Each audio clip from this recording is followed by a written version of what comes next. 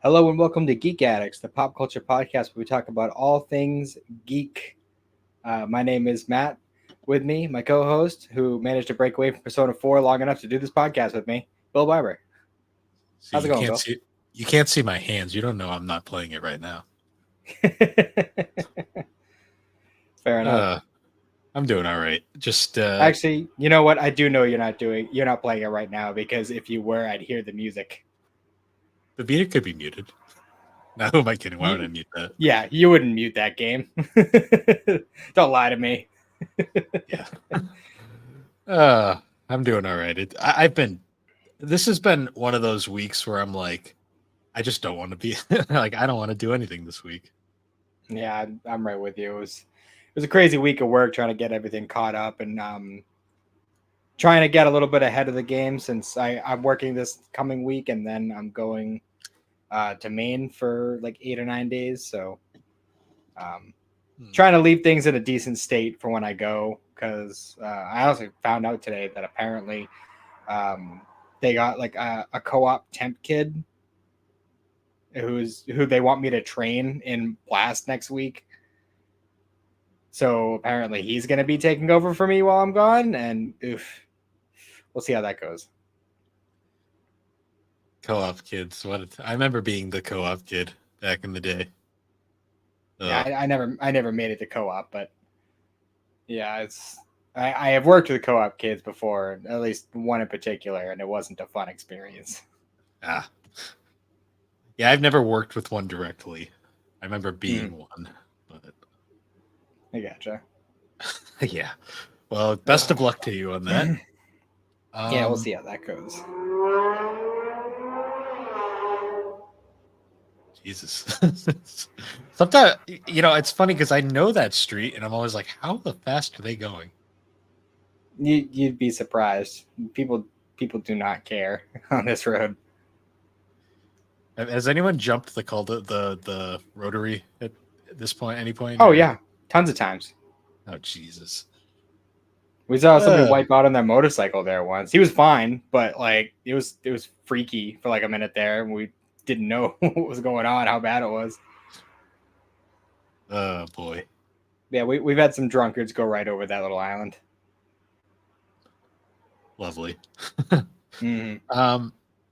Yeah, so it's been busy week. Me and Alex went to a convention last weekend. Oh yeah, how'd that go? It was good. Spent a lot of money, probably more than I should have. We've learned that convention etiquette has been getting worse and worse every year since COVID. I've noticed. Yeah, I can imagine.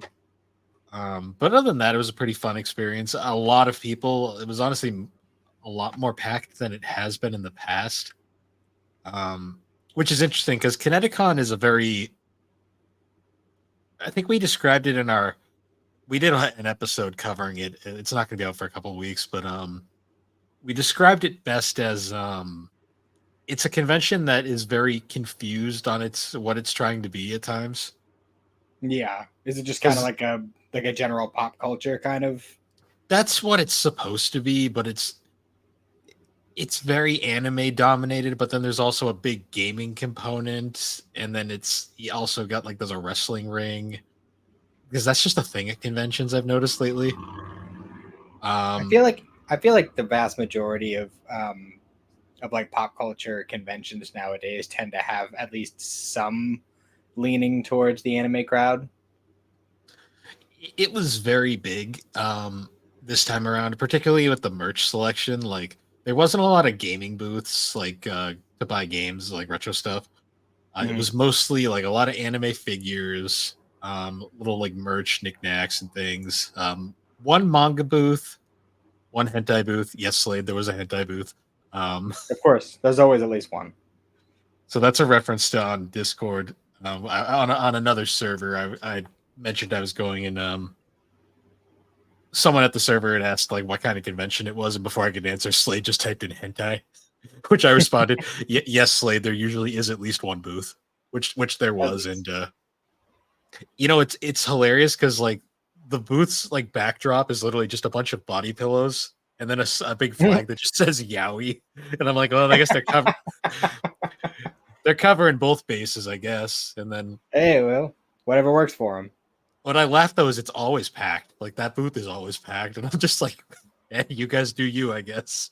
Even The if severe lack of shame. even if you can get pretty much all of that for free on the internet if you look hard enough. But Yeah. yeah. And Um, a lot of art booths. I bought a few paintings. They're not close oh enough yeah. to Didn't you said showcase. wasn't it like a FF8 poster? So the FF8 poster was the one that I was most happy with, just because like you don't find FF8 stuff often. Hmm. I got also like a Your painting, Dangers of My Heart painting, and then this really awesome Lucina from Fire Emblem Awakening. Nice. Um, I also bought a couple figures for my backdrop, including what I thought was interesting because she doesn't have a lot of figures that are normal. But I found this really awesome Chi-Chi figure. Oh, nice. Like it's not her in the stupid like kid bikini thing, like armor thing. Yeah, that's the 23rd Tenkaichi Budokai. Yeah, the end of Z, like because they've been doing a ton of these Dragon Ball figures lately that are really well detailed and super high quality. Nice. Like I've got the 17 one back there. I've got Mayan Shu as well. Just a couple of Mm, them, but I saw the Chi Chi one. I'm like, wow, Chi Chi doesn't get figures like ever, and that's one that's not like weird.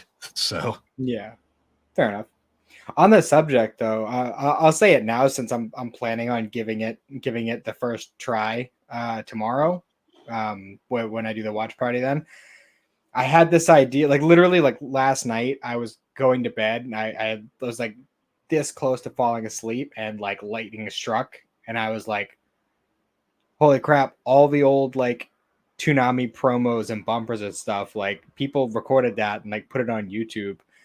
I could take those off of YouTube, and I decided I'm gonna try and recreate the old Toonami block as a watch hmm, party with like the I, old Tom bumpers and stuff. that could be cool. So I'm gonna try to do a test run for that tomorrow. It's probably gonna be a little choppy that first run around because I it's short notice to just kind of like throw it together, but I think it'll be fun. Kind of like what Toonami's trying to do right now with the Toonami Rewind, but actually do Yeah. it. Oh boy. I did So have that's a something few. I'm okay. I was gonna say there was a few moments at the convention though where it just made me like you start realizing that you're getting old. Um, so there was one booth of figures, and I remember there was a bunch of girls that I'm assuming were still in high school, and I'd over one of my favorite things at conventions is you just overhear some of the most fucking wild shit. I can Um, imagine. but they were like, I can't wait till I'm an adult and I have my own place so I can just buy nothing but anime figures. And I'm just looking at them like, oh, you have no idea, like Uh, about what life actually is. oh, you sweet summer child. Yeah, I think I said that like in my head at the time. I'm like, how nice it was to be young and naive Yep. before Remember when we were reality. kids and we thought that we'd be able to do whatever the fuck we wanted when we were adults? Yeah, it's like I'm like thinking to myself, I'm like, I have like this one corner of my house dedicated to stupidity, and it's just because I like it as a backdrop. But like, it's like no, it's a lot more expensive, and you're not going to have nearly as much money as you think you do. Hmm. That's for sure. Hmm. Um, so I finally did it. I'm finally caught up with the MCU. I still technically have like 5 episodes of the new X-Men series, but I mean that's like nothing. So I've officially done it. I'm done. Going to see the Deadpool movie this weekend, hopefully, depending on when time Cindy gets out of work tomorrow night. So Hmm. I can finally put that behind me until they drop something else. Isn't it really kind of sad how much of a drop in quality it's been lately? It's just been weird because like with the first few phases, it was like, all right, we're gonna lean real hard into like the ones everybody knows: Captain America, Thor, Iron Man, all that stuff. And then like ever since Endgame, it's just been like like like unknown after unknown. At least for me, like I'm not like super well known with like Marvel verse or whatever. But like, and it seems like every single one is like it's a random hero that I've never heard of before, and it's based around some sort of mythology. It's like they're kind of trying to recreate what they managed to do with Thor and Loki and stuff. Um, the Moon Knight was like really heavily based off of like Egyptian mythology. Eternals was like I think Greek mythology, and it just kept going like that, like all sorts of different ones. Like the Echo, which I think is the most recent one, was like Native American mythology, Hmm. and it just like there's just so many of those too, and it's just kind of weird. Well, it's interesting and when you think about it because the original MCU, like the Iron Man, it's like the starting point. When you actually look back and think about it, the MCU originally started as they were basically it was a bunch of B-listers because Marvel didn't own the rights to any of their A-list like superheroes anymore because like Spider-Man obviously is owned by Sony, all the X-Men are were owned by Fox at the time. Mhm. And they literally had they could only use what they had, which was a bunch of at the time like B-listers because a lot of people don't realize like Iron Man was not a mainstream hero around that point. Like he was kind of a he was known, but he wasn't like a Spider-Man or like X-Men by Yeah, any means. yeah, Um and they kind of built the MCU originally around all these like lesser heroes that weren't nearly as huge at the time. And because it was so well done, now they're all like massively popular and well known. yeah. Well, I mean, is it they were kind of already doing that with some of them, where because like some of the like first few phase movies and stuff were definitely like lesser known like, when they were just comics. Like Hmm. unless you were like a super Marvel fan, I don't think you knew who the Guardians of the Galaxy were until the movies No. started coming out. Well, also because the Guardians were a completely different team in the comics before that movie. Hmm. So Like, like I get why they're doing it because they're trying to kind of like recreate that kind of thing. I feel like it's kind of harder with the series though, like because ever since Endgame, it's been a lot of series as well, opposed to movies. yeah, it's been there's just too much content. The problem is they're trying to do the build up a universe thing again.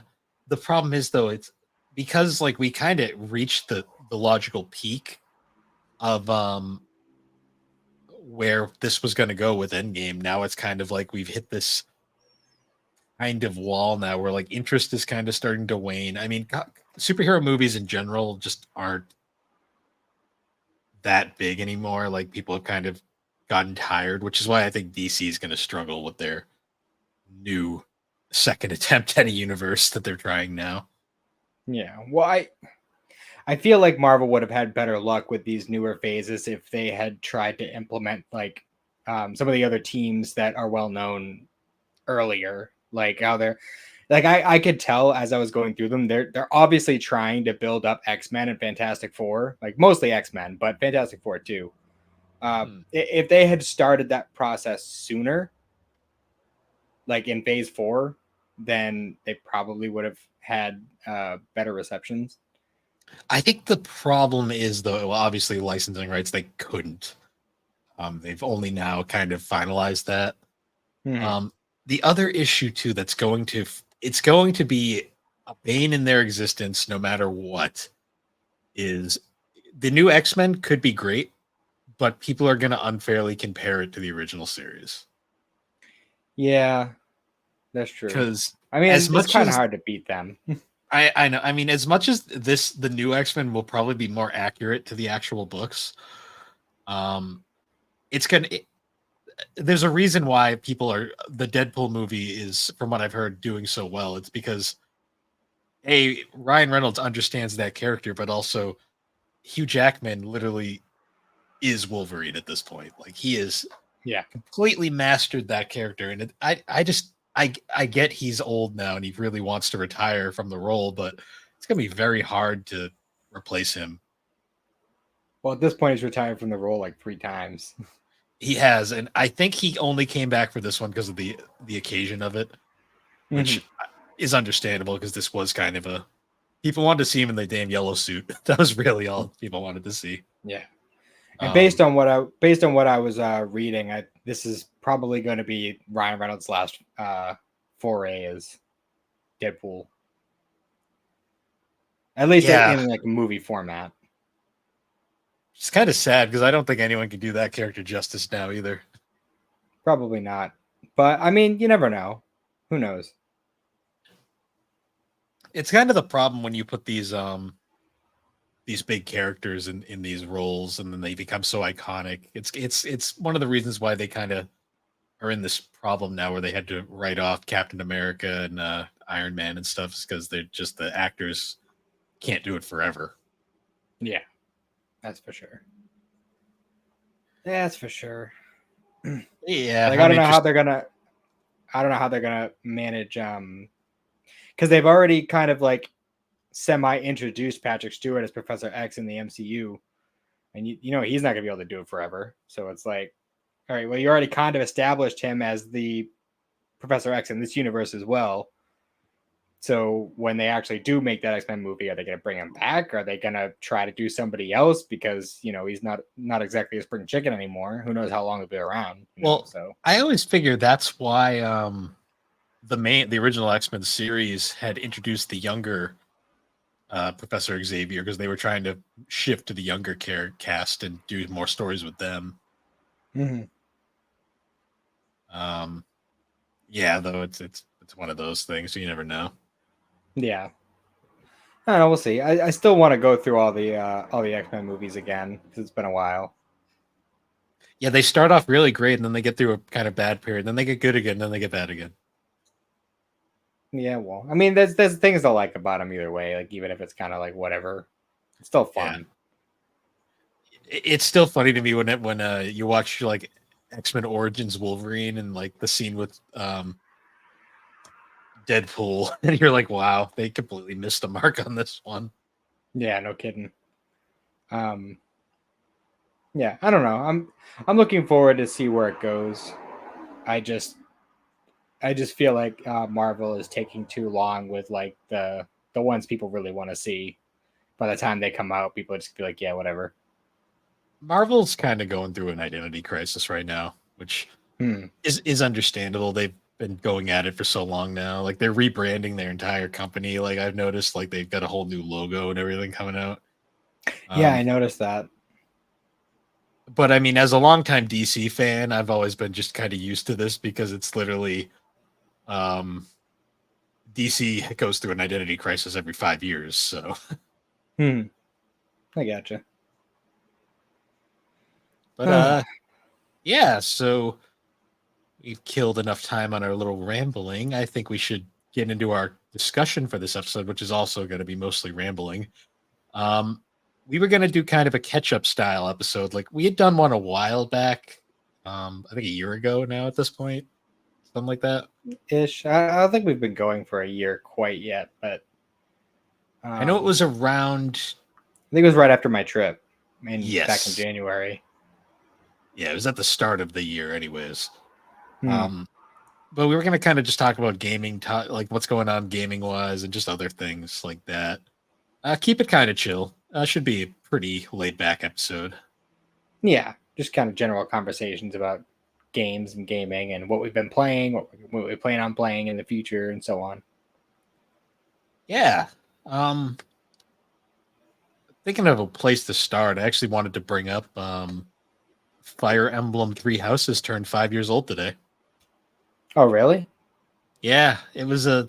So I've been actually like in the mood to replay that game Hmm. recently, and I think the fact now that the 5 year anniversary just hit, I'm kind of like thinking maybe now's the time because that is so that's a game that came out for me at like the perfect time. Like that came out.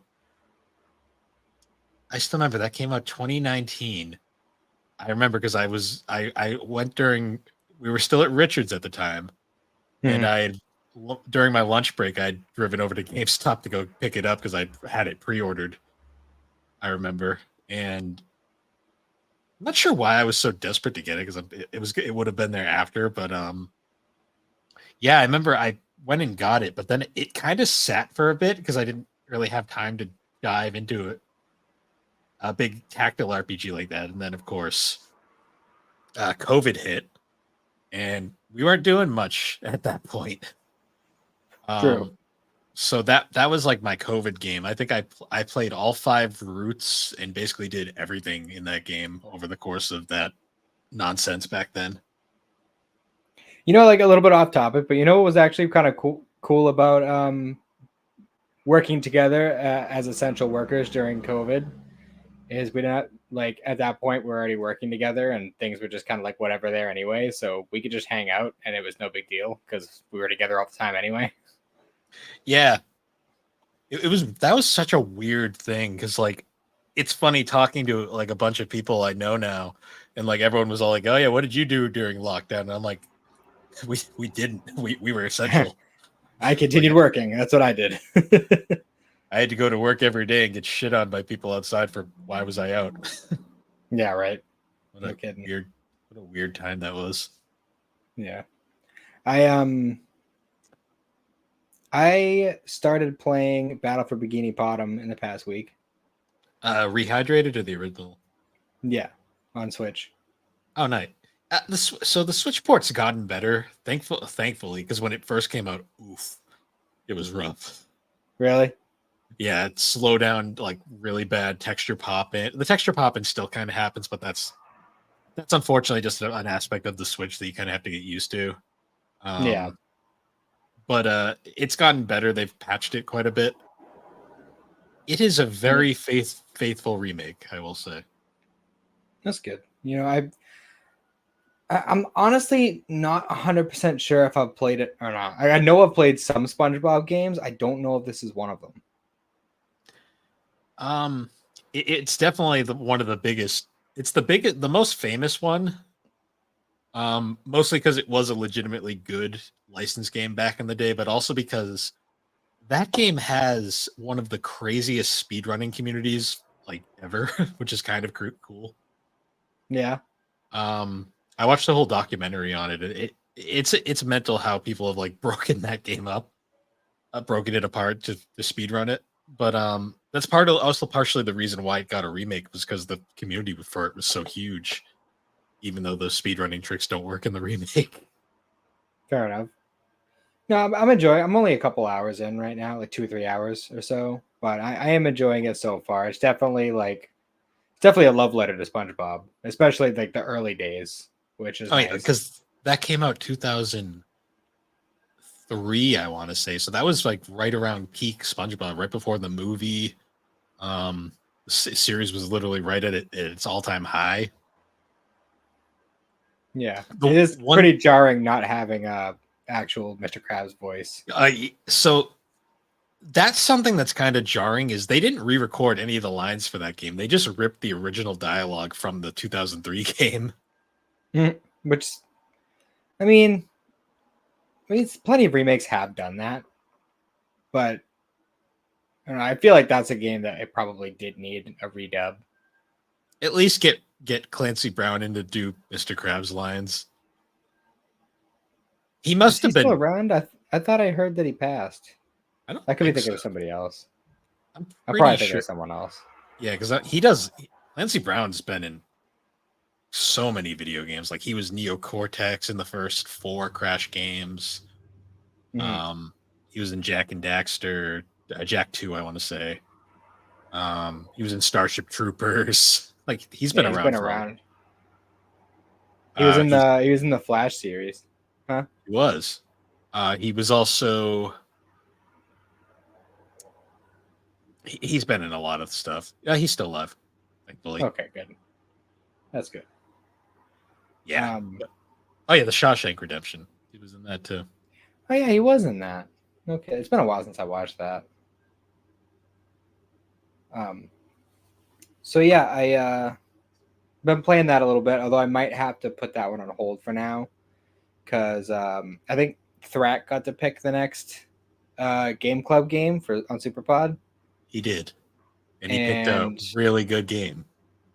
I have never heard of the game that he picked. I'm blanking on the name because I only read it once. but I had searched it, and I think it's on sale on Switch right now for like $6. So I'm probably gonna pick it up and actually try to play along with everybody else this time. So, for those who don't know, the game in question is Grim Fandango, a one of Tim Schafer's all-time classics. For those who don't know, Tim Schafer is a very interesting man in the gaming space. He is responsible for some of the most creative games out there that all tended to get ignored during their time and have since become like all-time classics. Like he made obviously Grim Fandango. He made a game called Full Throttle, which was also a like a point and click adventure kind of game. He made Psychonauts, a really underrated platformer, and he made Brutal Legend, the most metal as fuck game ever made, fair enough. among many other games. Grim Fandango was a cool one though. That was like his last game he made with LucasArts. It was PC only for a long time. It's since been ported to pretty much everything. Like I actually have it still on my Vita, and I might boot it up and try to play this one. No promises, but I might actually try to do the game club this time. Yeah, well, he mentioned when he said the game he was picking that he chose that one specifically because it was available on most platforms. So, and from what I saw, it doesn't have a super long like play time, even if you're a completionist. So that's one that I could probably get done. I probably won't be the first one to finish it, but I'll at least be able to get through it and have things to say about it. No, it's a fun game. It's cool story. Tim Schafer has he's got a very different way of telling video game stories, and that's one of his better games. Gotcha. Speaking of other games we've been playing, I've mentioned it in the past, but I'm still playing the Paper Mario Thousand Year Door remake. That is just such a well-made RPG, like in every way. Excuse me. It's a long day. I hear you. I fell asleep before the recording of this. I woke up a few minutes beforehand. Yeah. Yeah, that'll happen. Where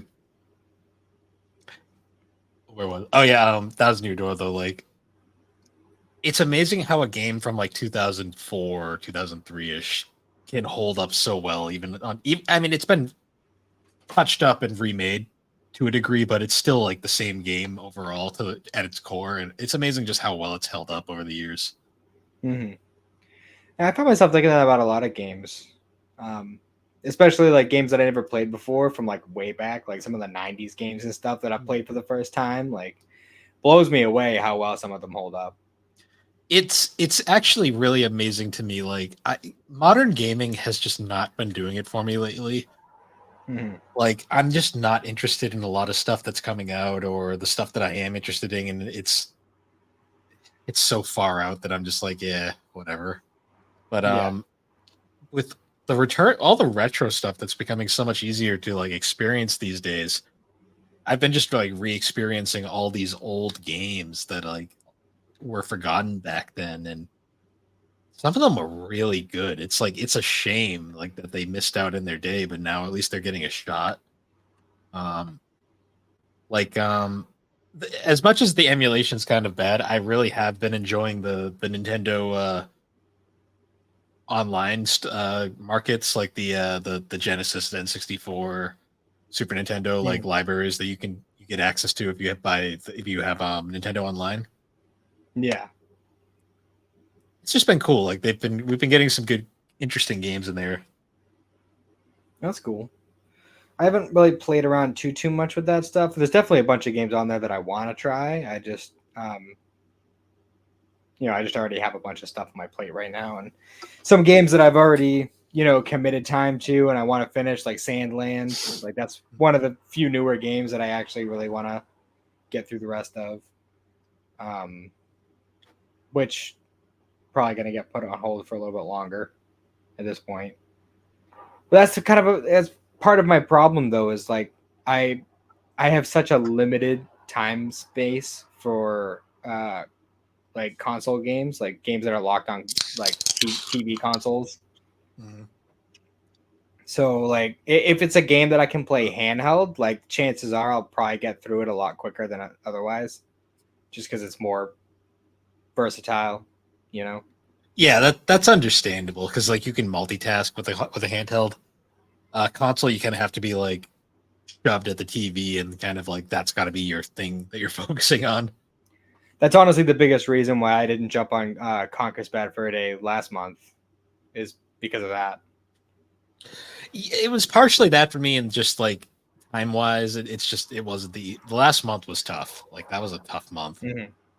I will Um, say though, like that one stream that Aaron did for the end of that game, like because I never, aside from, because I think I realized halfway through like watching that that I think I have played the multiplayer on that when I was a kid.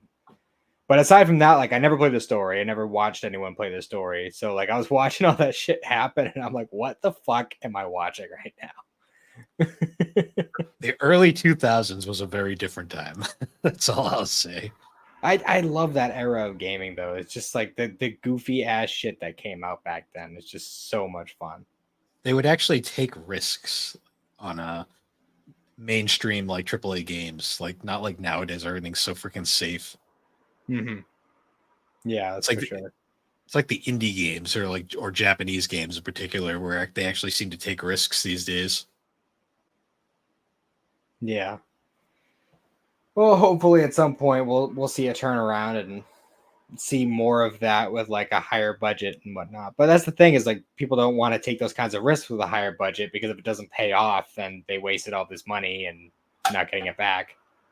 Especially with how expensive games are these days. Like the amount of money it costs to produce these damn things. It's one of the reasons why I feel like gaming is going to hit another crash because it's like the games are just getting more and more expensive as they go on.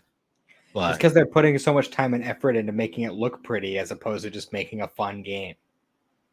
or Like things another don't need to look pretty and be super edgy to be fun. Like it can be silly and goofy and colorful and like weird and still be a great time, you know? oh yeah. Like another thing too is like this is just a problem that a lot of games that's kind of plaguing the industry right now is not every game needs to be open world. Yeah.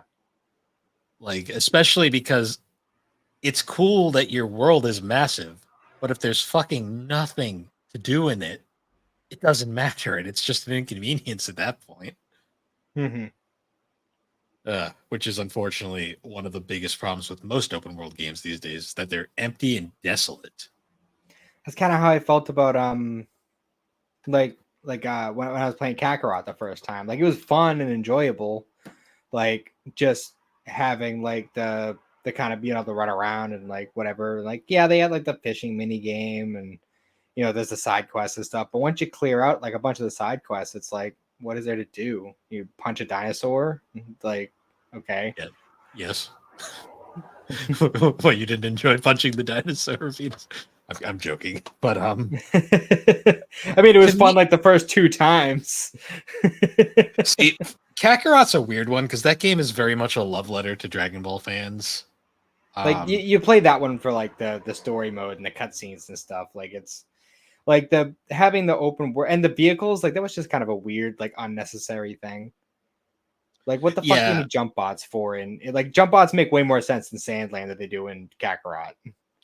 yeah. Dragon Kakarot was one of those games where it was kind of like it's cool to fly around and actually feel like you're playing as a character from the universe, but like there was a lot of open space. Thankfully, the maps weren't super hard to traverse. Like the quick travel was very well implemented. Mm-hmm. Um, so it was never really then like you could move at fucking supersonic speed all the time, which was Yeah. convenient. I will say though, the worlds were pretty dead after a while. I mean, you could only find the freaking peel off gang so many times before you got bored. Yeah, trying to track down the fucking D medals. Yeah, yeah. That's because you need those to upgrade all your moves, and I think you need those to like upgrade the training room back at the Capsule Corp and stuff. Like, there's a lot of collectathon stuff going on in that game. I will say though, I do love the fact I love the fact that it covered the entire Z saga. Like that was Yeah, nice. honestly, I think Like I understand why they always gear things towards Z because that's the flashy, exciting one. But if you made just like an open world like Sandland style game, but for original Dragon Ball, I think that would be amazing. Like just the high fantasy kind of, goofy, silly, like magical, adventurous kind of game as opposed to just kind of recreating all the intense stuff from Z. Yeah. I just feel like that would work better for that kind of game. Yeah, honestly. Or even Super. Like I feel like Super would make a good game as well. I'm honestly surprised they didn't like with some of the DLCs they didn't put in any super storylines or anything. Yeah. I'm surprised they haven't done a ton with Super in terms of games. Like the most we've gotten is like if you want to count like Fighters like storyline, which kind of takes place during Super. Well, Xenoverse 2 played around with a lot of super stuff. True. But the thing is I feel like Dragon Ball games have kind of like have slowed down a lot since Super came out. They Like kind I of think by the, they kind of hit their peak with Kakarot. Now they don't really know what to do anymore. yeah. Well, I mean, we had let's see. And they have been trying new things. I'll give that to them. Like Dragon Ball the Breakers, like who the fuck No one asked for whoever that. no one asked for that. But I mean I'll at some point I'll still get it and give it a shot. I still haven't gotten around to that, but at some point I will. I own it, but I Um still haven't played it. what do you have it on? I think it's only on Switch. Is it? I thought might be on PS5. I think I saw it on there. Well, if you have it on Switch, I'll see like if it's on sale sometime. I'll pick it up and maybe we'll play a game together at some point. Maybe if I remember Um, to play it. well, I mean, if I get it, I'm obviously gonna text you. So, True. True. um, Uh, but I mean, I do like that Dragon Ball games are trying new things and not just sticking to the 2D and 3D fighters. yeah, I mean, we've gotten anime games have been interesting lately. I mean, we got the One Piece Odyssey, which is I don't know how far Alex is in that, but from what I saw, it looks like a really solid RPG. Yeah, I want to get that. I've been seeing it. Starting to get priced down a little bit, so I might have to pick that up at some point in the future. Especially since it's like a turn-based game, from what I understand, which is Mhm. interesting. Um, I Same do dev also as have, the Sandland. yeah, which is weird because Sandland is like more like Kakarot, Yeah, which is funny, like in but play style. they also made the Pokemon Diamond and Pearl remakes. So it's just a bizarre trio of games, They're good at all very making different. stuff. They're good at making solid, well-made games. I'll say that. Yeah. Um, but then we had like Dragon Ball Fusions that came out back in 2016, I think. Wow, that game's getting Ye- old. That was a very late 3DS game. Yes. Yeah, it's kind of a shame that that we're probably never gonna see another one of that because that was a really fun game. And that was like towards the beginning of Super's life cycle. I think they were still on like Goku Black stuff. I think they added a couple of Goku Black characters as like DLC or like update like bonus content, but they never released anything past that for it. Yeah, the support for that kind of died once the 3DS died. Yeah, which is a serious bummer. I mean, Like that game a lot. I'm still bummed. Like my favorite Dragon Ball game ever is still Attack of the Saiyans, and I'm still bummed that only covers the Saiyan saga Yeah, because that was yeah, it would be such a nice. it was just such a cool idea for a real turn-based Dragon Ball RPG that was hard as fuck. Yeah, I don't know. I feel like Dragon Ball work really well with those kinds of games, like a traditional turn-based JRPG, just Hmm. with Dragon Ball characters doing the Dragon Ball story. And even if they want to just make up their own story, it doesn't even have to follow the story of the show. Oh yeah. They can just make up their own, kind of like how the Shin Budokai games did. They Hmm. just kind of make up their own little alternate stories. Yeah. Yep. Unfortunately, creativity just isn't a thing anymore. Hmm. But well, either way, I am happy that they're trying some new things, and I am definitely going to be getting Sparking Zero when it comes out. Super excited for that. I can't wait for all the normies that have never played a Tenkaichi game. And they're gonna be like, why is it so complicated? Well, at this point, like, I mean, considering that Xenoverse 2 is still getting support, still getting DLCs and updates and online support and everything else, that came out 8 years ago. I think it actually came out the same year as Fusions. Yeah, I So, think so. so it's been around for a bit, and it's still getting plenty of support. And I mean, Dragon Ball, the Tenkaichi games are pretty much like the prototype for like these kinds of arena fighters. Like because of the Tenkaichi games, we got the Raging Blast games, we got the Xenoverse games. That's kind of where all that came from. So I feel like they're probably just going to take what they've mastered over the years and just kind of make it like the Tenkaichi games, but with better mechanics. Yeah, they're they're good games. They're definitely not for everybody though. Mhm. Because I always remember me and Schnickerman played Tenkaichi 3 at Retro World, and we had no fucking idea what we were doing. It's definitely a learning curve. Like I remember when I first got the first Tenkaichi game. Um, at that point, I was still very much used to like the Budokai style, so it was a huge learning curve Yeah, going that and from the old Budokais to Tenkaichi. yeah, that and Tenkaichi 1 is kind of jank. Like Yeah, extremely. even 2 is kind of jank to a degree. Like 3 is probably where I won't say mastered that style because I still think it's not perfect by any means, but The super armor was absolute horseshit. yeah.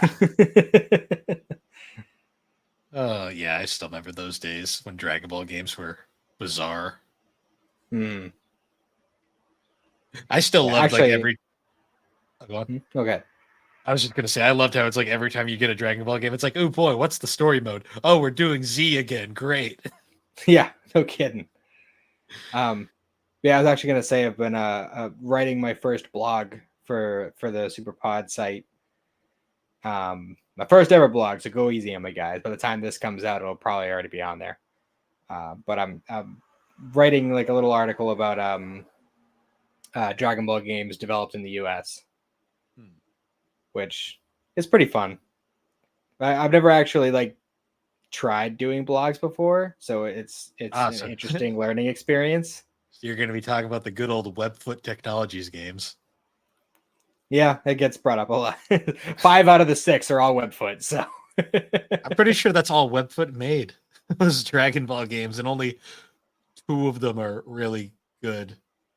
yeah, they made another game that was like about garbage men or something, but aside from that, yeah, pretty much. Fuck yeah. Yeah, because they made. um, I mean, I know you like the first Legacy of Goku, but objectively, that's not a good game. yeah, Um, I pretty much say that exact phrase word for word in the article. their best games by far were Legacy of Goku 2 and Boo's Fury. Because what's the shitty 2D fighter they made? Taiketsu. Taiketsu. Yeah, Taiketsu, but that's awful. Transformations was awful. Transformations wasn't that bad. I it's definitely not as good as Advanced Adventure, but as far as a side-scrolling beat 'em up goes, it's not terrible. It was fine. It's just that there's so many better side-scrolling beat 'em ups out there. And one thing that like because as I was writing it, like every time I would start writing about another game, I would excuse me, I would go over to YouTube and pop on my headphones and I would listen to the soundtrack for the game that I'm writing about. Hmm. And it's been really interesting because I realized that for all of these games, they actually had some pretty good soundtracks. Yeah, no, they usually did. Like because all the like the Legacy Goku games, the GT Transformation, and Taiketsu all had as aside from the first Legacy of Goku, they all had very similar soundtracks.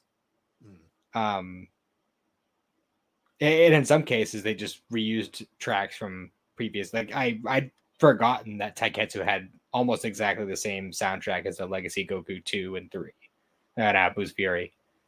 Um, but what was I gonna say? GT Transformation was interesting because it kind of did the same thing with the GT music that it did with the Z music and Legacy Goku 2, where it kind of did like the 8-bit version of the American GT music.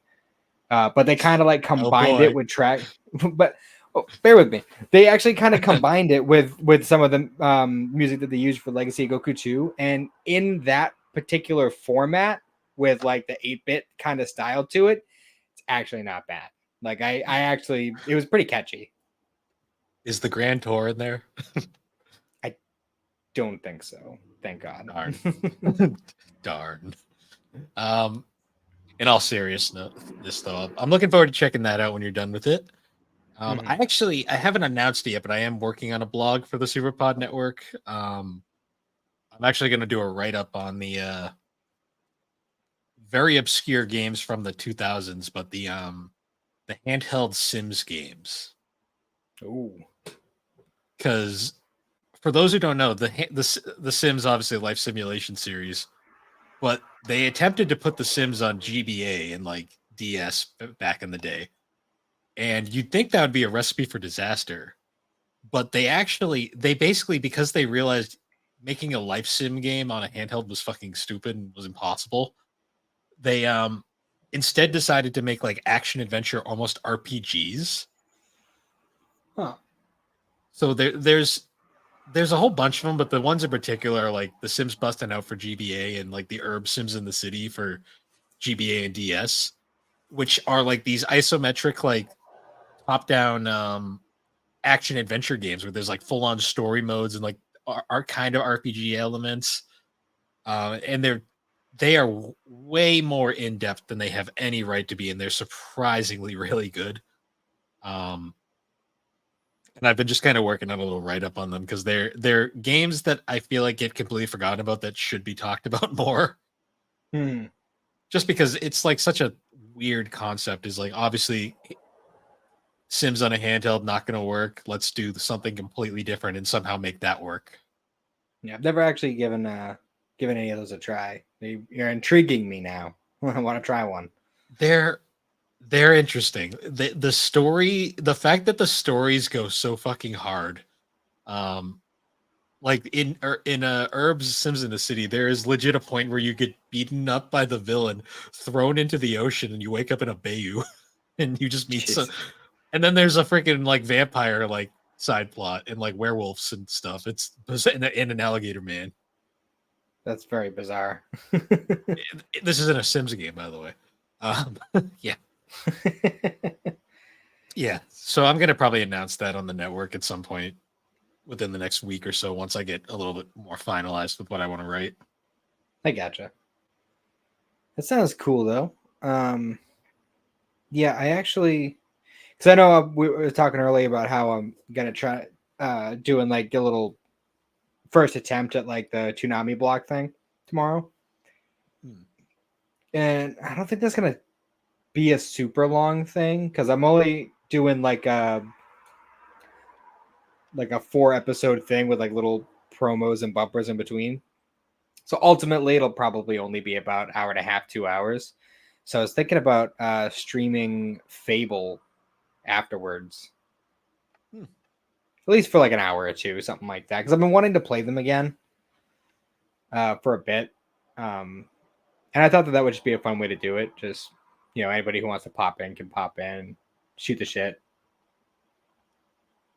Yeah, Fable 2, that is a game I gotta pick up again. I started playing a bit of it. Um, I just really need the time to sit down and fully immerse myself into that game. Hmm. I gotcha. Well, Labor Day weekend's coming up. I know it's still like a month away, but That's true. I mean, I'm gonna be knocked out for a couple days, not next week, but the following week, because I'm getting my wisdom teeth surgery finally done. But oh right, I forgot. Yeah, because that lined up with my main trip conveniently. Hmm. Yeah, that Monday and possibly Tuesday. I'm taking the Tuesday off, but I don't know how I'm gonna be, so we'll Mm. see there. But But just do yourself, because how I don't know if you remember how far into it you were. not very far. I got through the tutorial and I started doing the first quest. Okay. So to start out, whenever you have the money, buy stalls, Hmm. because it's a good way to True. start out with just getting extra money. Because the way it works in Fable 2 is you can just buy pretty much any property if you have the money. And you can adjust, like if it's like a business or a store or something, you can adjust the prices. If it's a house, something that you live in, you can adjust rent. You can make it like, double the normal going rate, or you can make it like a quarter of the normal going rate, and that will also affect your morality alignment. Hmm. But you can always change it afterwards, and then your morality will adjust accordingly. Um, True. but it's a good way to get a good chunk of change to start out if you just buy, like, because the stalls generally are only like a couple thousand gold each, and like you're not going to get a ton of money right off the bat doing that. But if you pretty much get all the stalls available to you, you'll get a decent starting point, and then you can actually start getting the bigger buildings, because Hmm. you don't get money from quests in that game. You pretty much just get whatever you find and whatever you get from selling stuff. Yeah. So pretty much buying and renting out buildings and buying businesses and stuff. That's the best way to make money in that game easily. Hmm. So Yeah, just keep that in mind as you're going through. that's good to know. Yeah, that's definitely a series I want to get more into. It's just been like having time to play RPGs really sucks. That's Mhm. unfortunately it. True. That's a fun one though, because it's like it's not, you don't have to get like too bogged down with like stats and weapons and gear and stuff like you would with like a JRPG. Hmm. It's kind of like, because I don't think armor value is a thing in that. I think your clothes are just aesthetic. Gotcha. So pretty much, as far as that goes, pretty much only your weapons matter, and there's no levels. It's you do gain experience from everything you kill, but like there's multiple different kinds of experience. So there's Hmm. general experience, which you can use for anything, because the way it works is you get the experience, and then you spend your experience points to unlock skills and spells and stuff. Um, and like you'll have general experience you can use for anything, and then you'll have specific experience that you'll get from killing something with a sword, killing something with a gun, or killing something with magic, and Yes. they'll correlate accordingly. Hmm. So it you don't have to think too much about how you're doing your stats, because ultimately you can pretty much max out whatever you want to max out before too long. Hmm. So you're not super constricted in that way, so you can kind of just enjoy the game as you will and just pop in every now and then and upgrade some stuff. True. So it's a good just like kind of kick back and just play. You don't have to think too much about it. Hmm. Yeah, there's thinking about that now too. Like another game I got to get back into is I was playing Mass Effect series, and I really want to jump back into those games because I still think those are like the best like sci-fi RPGs ever made.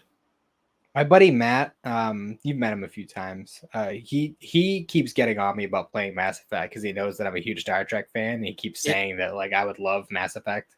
I'm pretty sure you would because they're literally space opera the RPG. Like they take so many tropes from like every like space opera sci-fi show Hmm. and they just kind of mash it together into this cool like RPG Yeah, storyline which spans 3 games.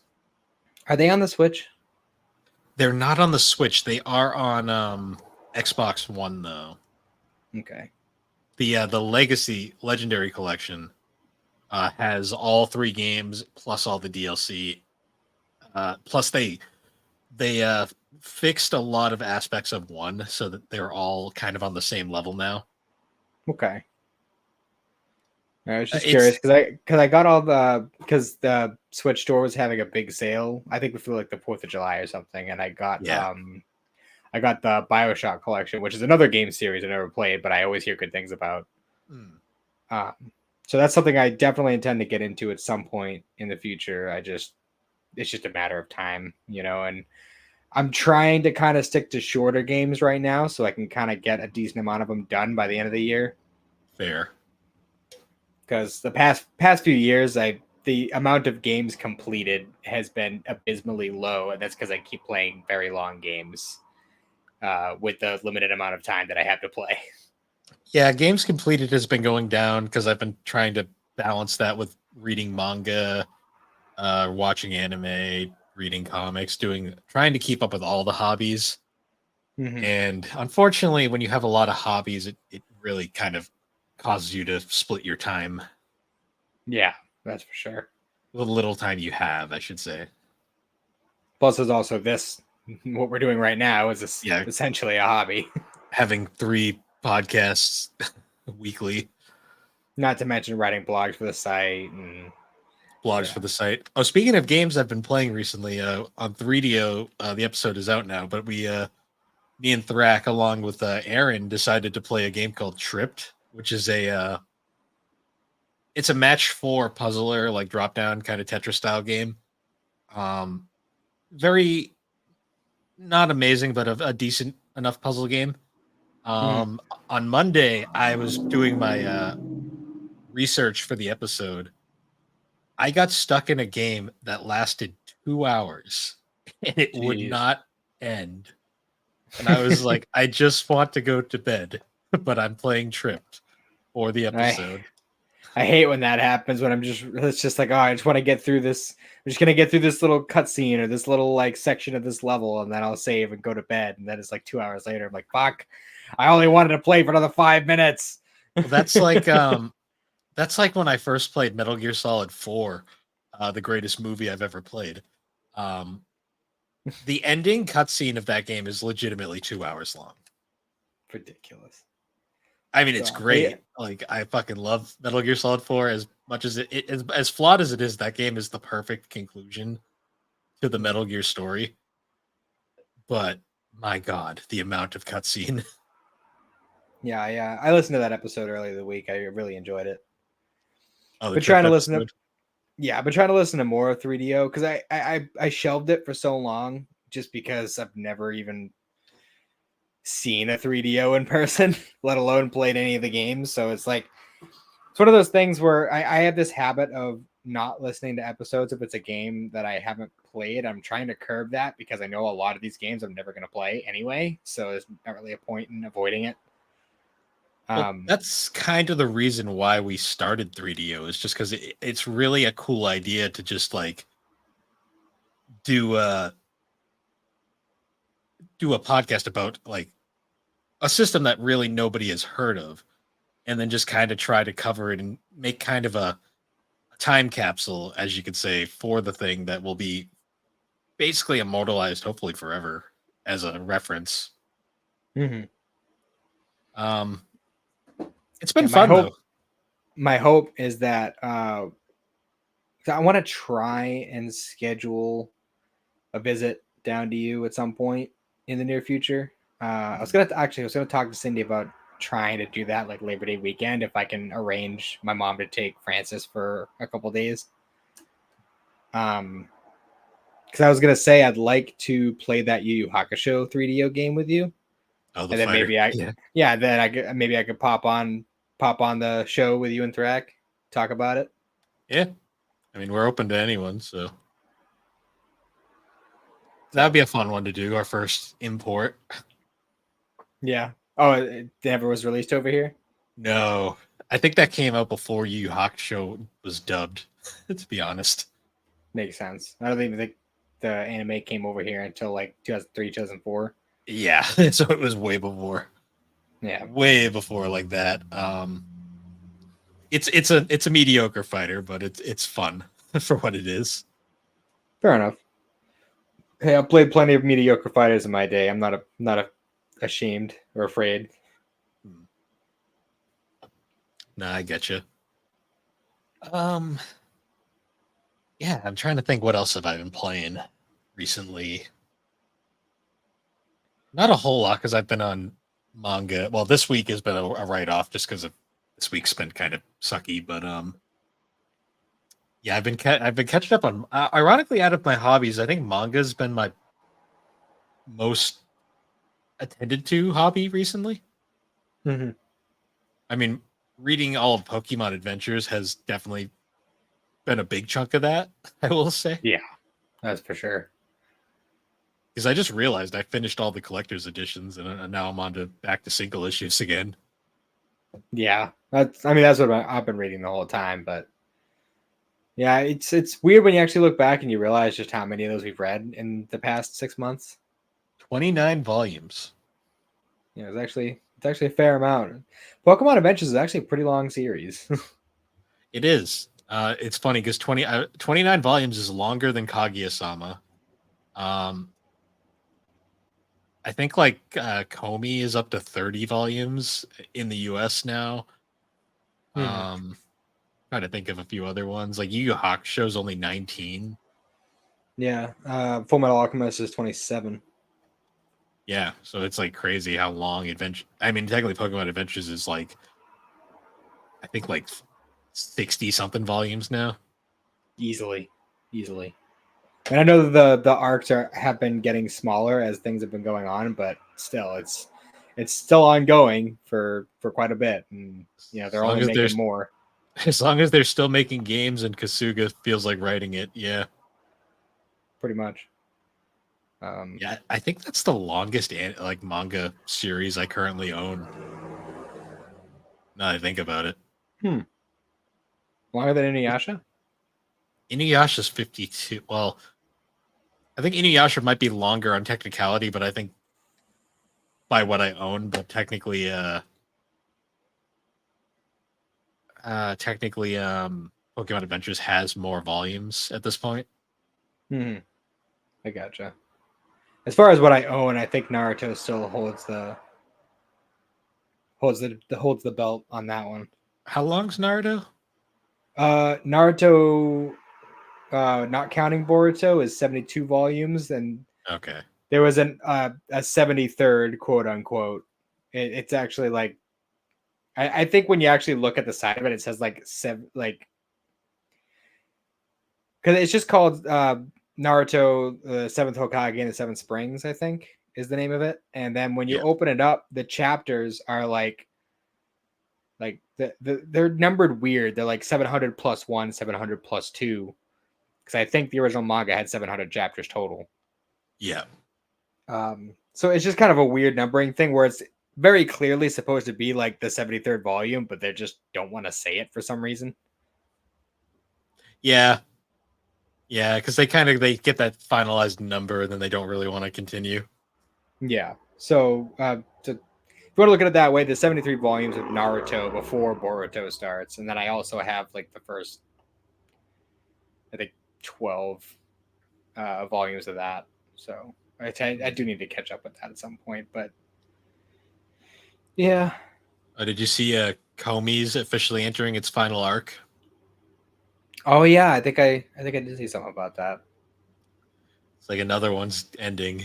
It's like damn. Hmm. It's kind of funny. All the fans have been complaining that they've been dragging out that story, but now that it's ending, they're all like, "No, we don't want it to end." What's funny is my my wife said she wanted a Kindle recently, which Hmm. is weird because her and I have always been very outspoken, like physical media when it comes to like reading and stuff. Like it's not even a matter of like wanting to own the book, which I mean for me it is a little bit, but it's more like the experience of holding the book, turning the page. It's different, rather than just Yeah, swiping on a Kindle. Um, but since she wants to get one anyway. I'm probably going to install the Shonen Jump app on it and try to make her read some manga. yeah. I mean, Because hey, they're worth it. yeah, I mean it's just good to have, and I'm already paying for it. So if she wants to read something out of it, there's plenty there. just on that alone. Yeah. So I mean, she could read Spy Family. She loves That is Spy true. Family, I think and Kaguya. Yeah, that's yeah, technically in Kaguya's there. on there. Then there's the big three is on there. All the Dragon Ball stuff, which I mean, I have all the physicals of that anyway. But yeah, there's plenty on there. So yeah, I definitely want to try and do a stream of Fable because I want to just kind of get that moving because I've been due for a replay of that series for a while now, and Yeah. I think it's just the best way to go about it. Also, Cindy and I were talking about uh, like as like a together thing, streaming the like Mortal Kombat, starting with like where the reboot started at 9. Oh, not do like 9, 10, 11. Yeah, probably do the DC one as well, but the Oh, Mortal Kombat versus DC. oh, that game. That game is technically good, but the violence is so neutered in it that it's so weird. Yeah, but I still have fun with it. What was it? Heroic Brutality. Yeah, heroic brutality. It's also pre New 52 DC, so it was still in that era before things got weird. Mm-hmm. So And yeah, then they that's made something that we're definitely planning on doing because I found my copy of 9. I have 10 already on the Xbox. I just need to get because I technically have 11 on Switch, but I want to get it on Xbox because first of all, it just looks better, and well, you don't second want of to all, look at PS2 models. no, it's not even as good as PS2 models, honestly. I mean, it plays fine, which is like the most important thing, but Oh, like that's the best it's part about ugly. Mortal Kombat 11 on Switch is it plays so good, but it looks like shit. Yeah. Um, but the other reason is because I don't have a capture card yet. I will get one eventually. But right now I don't have one, so I'm kind of stuck on the Xbox when it comes to streaming on Discord. So Yeah, I have a capture card, but I haven't really. No, that's a hard drive. I bought this little thing. I haven't tested it yet, but I might give it a shot at some point. yeah. And another big reason I want to get a capture card is because technically it's Xander's, but we have a Retron Square or Retron Cube. I forget which one it is, but it's basically a Retron that's specifically dedicated to GBA, GBC, all the Game Boys. And it does go off of an HDMI, so theoretically I could stream the Legacy of Goku games, which would be really fun for me. True. Not to mention, all the other Game Boy games I have. No, that's true. And if I got one of the like HDMI to AV converters, I have PS2 games I could do, GameCube, N64, all that. So opens up a world of possibilities once I get that. So I'm looking forward to doing it at some point. So I have a specific one I use. I'll send you the link to it. It's a solid converter. Okay, cool. Yeah, other than that, we've been going on for just over an hour. Any other games you wanted to highlight, or do you think we should wrap this up? Not in particular.